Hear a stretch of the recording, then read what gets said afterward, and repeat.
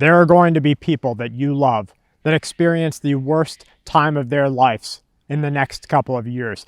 There will be people who have lasting mental health struggles because of what they're going to go through within the next 48 months.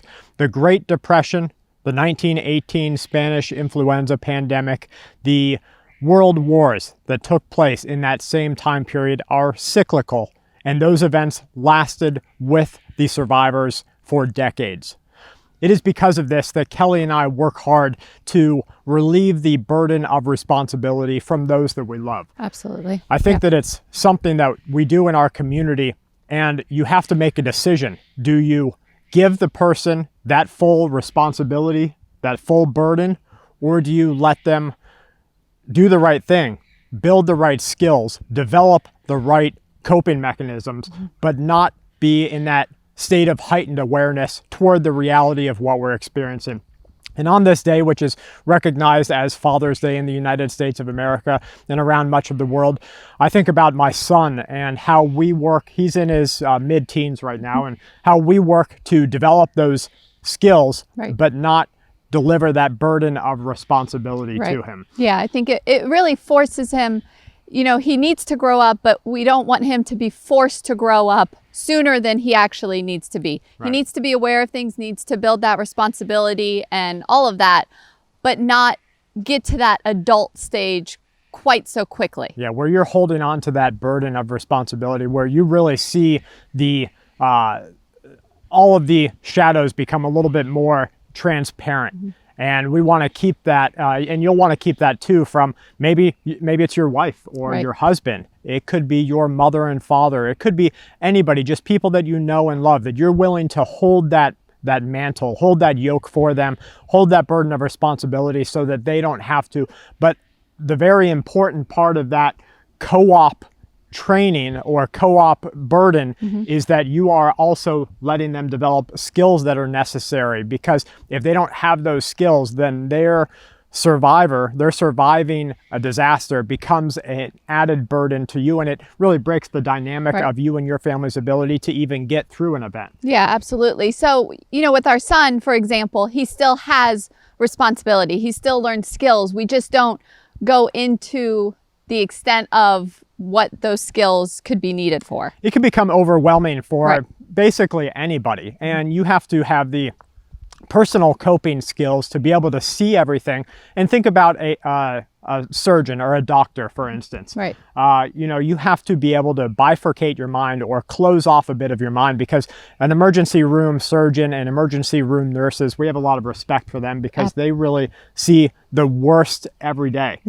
And so it's hard for them in particular to not let that creep into their mind, to think of everything as what psychologists would call catastrophizing. And so that's where everything goes to the worst case scenario, and it's, you know, a catastrophe every time. And so you have to have that ability to cope through the reality, because an emergency room nurse, an emergency room doctor, a surgeon, they know exactly what can happen, and they know how it can happen to anybody, really.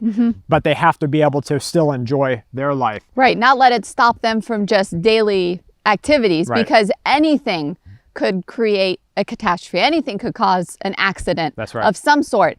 But you have to keep moving forward. You have to keep going and not let that stop you from enjoying life and you know, getting by. If there are people in your group or your family who you hold that mantle, that burden of responsibility for, let us know in the comments, you know, whether you hold it for your children, because we'll get asked a lot here, and usually it's personally between our friends and family, people who know the extent of our own personal responsibility and preparedness. They'll say, you know, do your kids have an understanding of this, or are they in fear of this?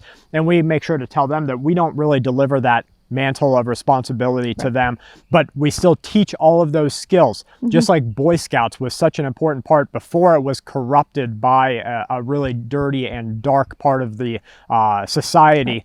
It was such an important thing for boys and Girl Scouts for girls to learn those skills, go out and be able to camp, know how to make your you know, your food plan. Yeah, and just little things like that. And that's why when people ask us, how do I get my kids involved in preparedness without creating, you know, fear or anything like that. And that's why we always go to make it a game, make it a little camping trip. That's right. Make a weekend of, you know, no power, you know, things like that, just to kind of make it more normal, so that when something does happen, it's just like, oh yeah, we you know, we do this all the time. That's right. And you know those skills, but they're not in fear of why they have those skills. We also think that for children in particular, games have a certain part of preparedness that everybody should kind of consider. Mm-hmm. And there's certainly different views on what games should be allowed for what age groups, right, or even entertained. But you have to take that own consideration into your mind, knowing that a lot of games, especially for kids, teach them they teach them inventory building. Mm-hmm. They teach them basic survival skills. They teach them forward thought about what they need to do to get through the progression of a mission. They teach them all these different things. So mm-hmm. we allow the deployment or the employment of those different types of learning tools. But also the biggest thing for us is chores, because everybody has chores, and those chores exist whether they are in times of peace, relative peace, right, like we're in right now, or in times of extreme chaos. Mm-hmm. So animals need to get fed, watered, cared for daily. Right. Dishes need to be washed, and there's a chore list, and there's individual chores, and then there's group chores, so mm-hmm. family chores. And it's not, anybody can take off of that family chore list, and anybody can help anybody else with their chores. Right. But they have to get done every single day. Mm-hmm. Now, during a long duration emergency, when the power's out, the clothes still need to be cleaned. Right. If your kids don't know how to clean those clothes when the power's out, when the washer machine's broke, mm-hmm. that's a skill that they need to be taught. Right. If they don't know how to wash dishes without the dishwasher, that's a skill that needs to be taught. Mm-hmm. What about without soap? How are they going to deal with that? You know, doing those things, you'll say, okay, well, I can see how camping and I can see how these different things really play an important part, because you don't have a dishwasher, right? A washer machine. Yeah, you're not going to have a big gallon of soap to right. wash your clothes, things like that. So when you have a extended camping trip kind of experience, it's going to teach them, wow, I can still have clean clothes, I can still get dishes done, right, without the normal everyday, conveniences that we have. Now, the time that we are experiencing right now is extremely urgent for your preparedness. Everybody in the world is warning about the next couple of years. You've got everybody who's not trying to put a face on for the Wall Street market. Mm-hmm. Everybody else, from government researchers, nationally and internationally recognized economists, university scientists, all across the world are saying we are in for a world of hurt from a cyclical point of view, from a biological point of view, from a financial point of view, and from a social threat point of view. Mm-hmm. And so the time right now for you to get your kids ready and for you to get you and your family prepared could never have been more vital.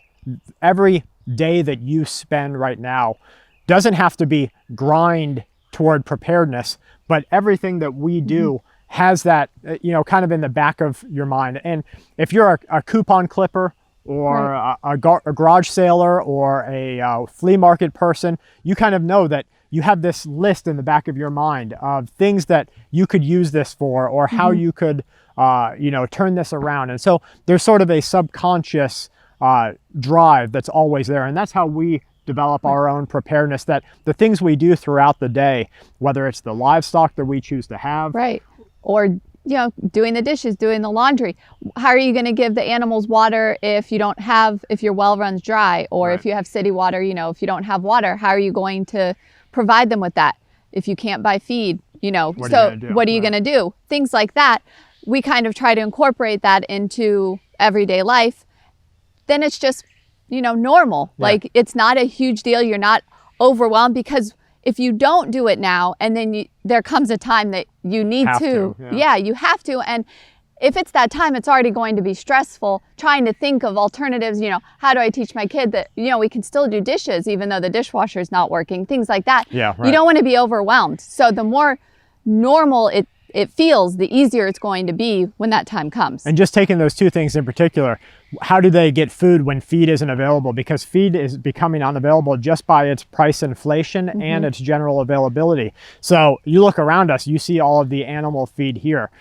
Dave, our neighbor and friend and one of our members of our own preparedness group, was over here the other day, and we were moving some manure around in the field. Right. And we found just loads and loads of worms. Right. And so he said, well, hey, you know, let's make sure that we save these. We put them into our own worm box. We fed some of them to the animals.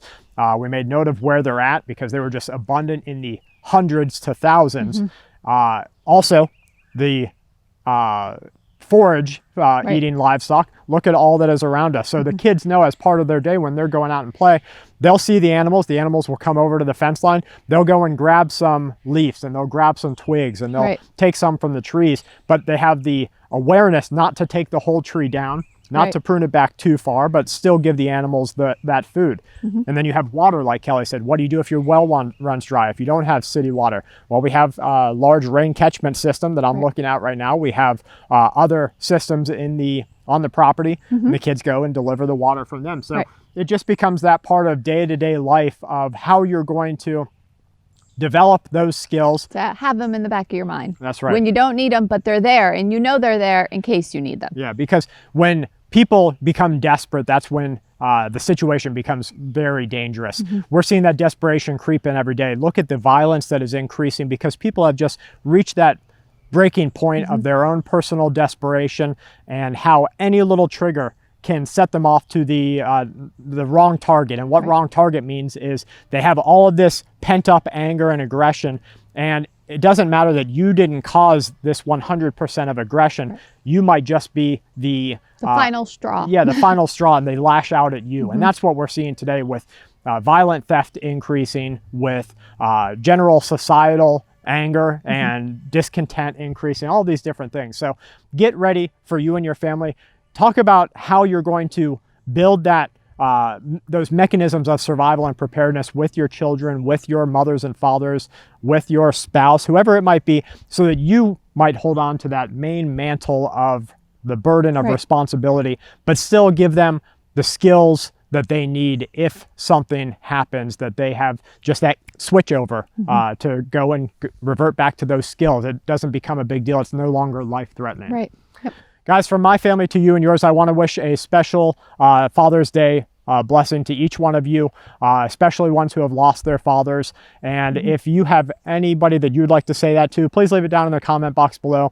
If you have anybody that you're saving that burden of responsibility from, let us know in the comment box. Or suggestions on if somebody wants to introduce their wife, husband, child, mother, father into that, how to do it without, you know, scaring them. Yeah, right. So any suggestions? We have a ton of great comments that people really get to learn from one another through the comments. So please leave them in there if you have any suggestions. From my family to you and yours, please stay safe and keep watch. This week's Full Spectrum News is brought to us by each one of you. Please hit that subscribe button, either here on the website on youtube.com or on the YouTube app. Make sure that you leave a comment, any kind of comment, even just saying, you know, Happy Father's Day to all the fathers, or just, this is my comment. No matter what it is, YouTube sees that and they give us to other people. They put this video out. Make sure you leave a like and hit the bell alert so that you get alerted every time we publish a new video here on Full Spectrum Survival. If you're interested in your inventory and things that you need to do to get your own preps ready, visit prepper-nerd.com. Mike over there is a member of our community here. He's becoming a member of larger preparedness communities, and he's really delivering something for people that is special to help them get ready.